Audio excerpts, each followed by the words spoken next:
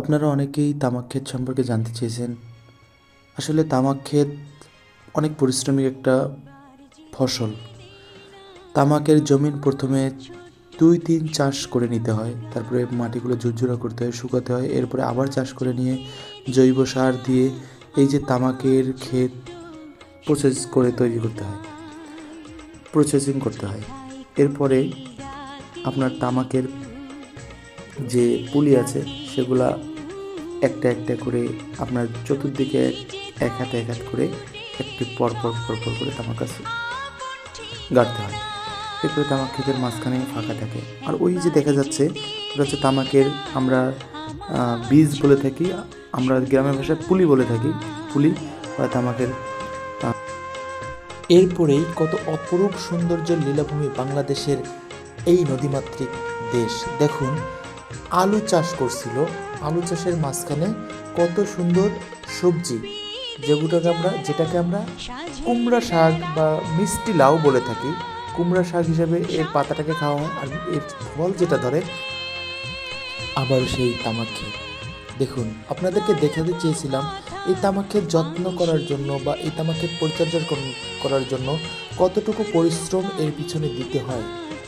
তাকিয়ে দেখুন, ওখানে দুইজন ব্যক্তি হাতে লাঙল নিয়ে তামাক ক্ষেতের মাঝখান বরাবর দেখুন দুটো করে টান দিচ্ছে, মানে লাঙ্গল চাষ করতেছে তারা। আর অল্প কিছুক্ষণ পরেই এগুলো দেখতেই পারতেছেন, এগুলো আলু ক্ষেত, এগুলো সব আলু ক্ষেত। এই যে এগুলো আলু গাড়া হয়েছে, সাইডে আলু, সাইডে তামাক, তার সামনে সরিষা ক্ষেত। এত সুন্দর অপরূপ সৌন্দর্য দিয়ে ভরা আমার এই পৃথিবীর আমার এই দেশ, আমি মানে কি বলবো। এখন দেখেন এই যে কত পরিশ্রমের পর এই তামাক ক্ষেত উৎপাদন হচ্ছে, আর এই তামাক খেয়ে মানুষের কলিজাকে ঝাড়ঝাড়া করতেছে। সিগারেট যেটাকে পান করতেছে, ধূমপান স্বাস্থ্যের জন্য ক্ষতিকর লেখার পরেও এই ধূমপান মানুষ পান করতেছে। আর সেই রংপুরেই আমার সেই ঐতিহ্যবাহী রংপুর, যাকে আগে রঙ্গপুর নামে পরিচিত করা হয়েছিল, সেই রঙ্গপুর থেকে পরিবর্তনের ধারা বিবর্তনের মাধ্যমে আজ রংপুর উপনীত হয়েছে। সেই রংপুরে চাষ হচ্ছে সেই কি বলবো মরণ খ্যাতি তামাক, যার দ্বারা মানুষ জীবিকা নির্বাহ করতেছে। আর এই যে কিছুক্ষণ পরেই চলে আসলো অপরূপ সৌন্দর্যের লীলাভূমি, দেখলে দৃষ্টিনন্দনভাবে নয়ন জুড়িয়ে যায়। কত সুন্দর সরিষা ক্ষেত, তার পাশেই দেখেন সরিষা ক্ষেতের পাশ দিয়ে কত সুন্দর রসুন গেড়ে রেখেছে। এগুলো যত দূর আপনার চলে যাবে তত দূর সরিষা ক্ষেত আর সরিষা ক্ষেত, সরিষা ক্ষেত আর সরিষা ক্ষেত, আবারও তামাক ক্ষেত, আবারও তামাক ক্ষেত। এইরকম করে প্রতিটা সময় এক এক সিজনে এক এক রকম সবজি, এক এক রকম ফসল।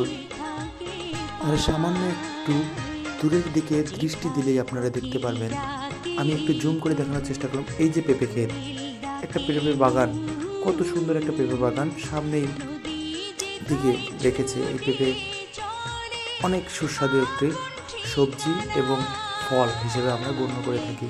তারপরে আবারও দেখুন সরিষা ক্ষেত, এত সুন্দর লীলাভূমি। আসলে বাংলাদেশের যে প্রকৃতি রূপের যে একটা বাহার মানুষ যে বলে থাকে, তা আসলে নিজ চোখে না দেখলেই নয়।